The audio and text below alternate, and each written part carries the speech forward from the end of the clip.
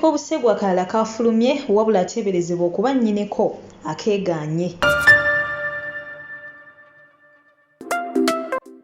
Mbaniriza mikwano gyange mujebaleko gyonna gye mukwasaganya mwebale kubeera nga ate muntegera amatu enange nno ndiwo okubaweereza era nga amanya yenze Omumbejja Aisha Nassolo nzize kubeera nga ate leero njogerako kanene akatambi akagenze maaso n'okubeera nga ate kafuluma era nga kagambibwa nti ka mukozi wa NBS TV era nga yoyo omukyala Nagawa Catherine golengera ku screen yo ekisaawa eno era ng'ono gw'olaba akola programu ya kiro ebagiyitako ekyapu ey'omuziki akolanga dansa kweyo programu ye ey'ekiro ku NBS TV programu ye ebeera ya muziki era abeerawo n'azina ne kwegamba mu bituufu n'akonera ddala omuziki wabula nga wekyogerera akatambi kano kaafulumye era nga bagamba nti yoyo mwana muwala oyo akola ku NBS TV ngenda nawe wookalabaawo wabula akatambi ako olwafulumye omwana muwala ono yavuddeyo Nagawa Catherine n'agamba bannaye akatambi nze si kange oyo si yenze waliyo omuntu agenda mu maaso n'okubeera nga atayagala kunneefaananyiriza annyonoonera erinnya ngera we tuzenga tubiraba ku bantu bano ab'enjawulo John Black twakiraba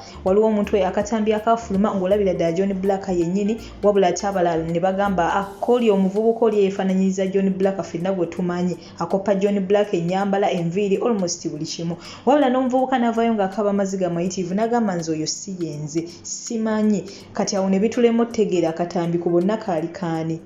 ne Spice Diana emabegako awo era waliwo akatambi akaafuluma ng'era baagala kamusibako mbu oyo Spice Diana ng'omuwala nga omulaba face nga tomutunuulidde no wansi olowooza ddala Spice Diana engeri gye yali afeesinze eri naye nga oba omulabidde mu sides oyinza olowooza Spice Diana n'ate nga olaba omubiri gwe osobola otegeera nti oyo si Spice Diana ekyo nakyo ne tukivaako Rwasa naye tumujjukira musajja wattu ng'alaajana katambi naye kaafuluma nga bagamba oyo Rwasa n'avaayo n'agamba akatambi si kange kwegamba n'akegaanira ddala ng'agamba yes face yange naye waliwo ya editinze n'ateekako ate ekiwuduwudu ekirala obanga bode n'ateekako ndala naye ate face n'ateekako yange so naye n'akegaana akadayana Nabatanzi nako kaafuluma naye akoko twakitegeerawo twabuuka mangu ti oyo si Diana Nabatanzi olw'ensonga nti twalaba bifaananyi naye ate vidiyo abaagirabako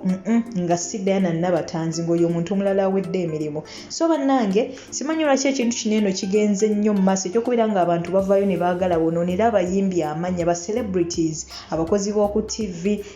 abayimbi kwegamba abantu bavuddeyo okubeera ng'ate beerimbika mu kifaananyi kyabwe oli wavaayo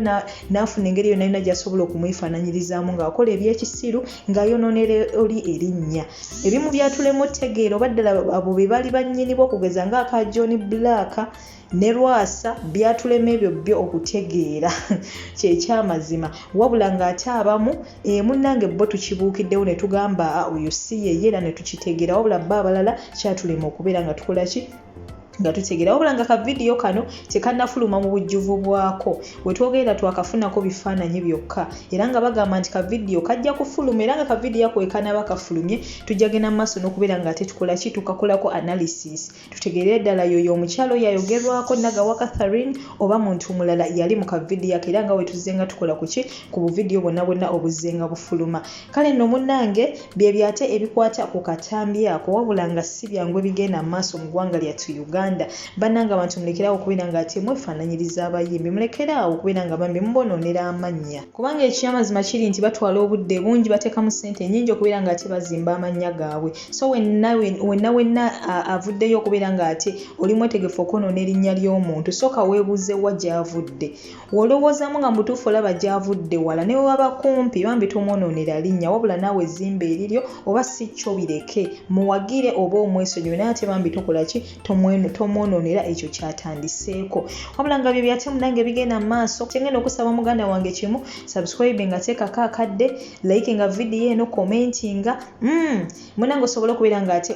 omanya ebigenda mu maaso omunsi kuba nze nga webifuluma wembikuleetera webifuluma mu bukyamu nzijano nenkutangaza nga wembadde nkolanga ku bya Vincent Segawa nenzija nenkugamba Vincent Segawa balimba tannafa so wewabawo amawulire amakyamu agafulumye nzijano nenkutereeza wegaba matuufu era nzija nenkula ki nembeera nga ate nkukakasa nsigadde nze Omumbejja Aisha Nassolo nkwagala nnyo nkwagalira ddala nkomawo n'amawulire ate amalala essaawa eno yennyini n'olwekyo muganda wange toseetuka oyagala kugenda Qatar, Dubai, Saudi Arabia, Turkey oba Canada weekwate aba Forward International Consultant abasangibwa e Namuwongo nga wakava ku Daily Monitor bano nga bakolera ku Ddala okuva ku passport paka ate wootuuka gy'okolera ku kasente akatono ddala ate mu nnaku entono ddala gw'abeetaaze bakubire ku nnamba zaabwe 07083937 oba +974338184 ng'eyo ye nnamba yaabwe ey'ekkata eggwe ayagala okutambula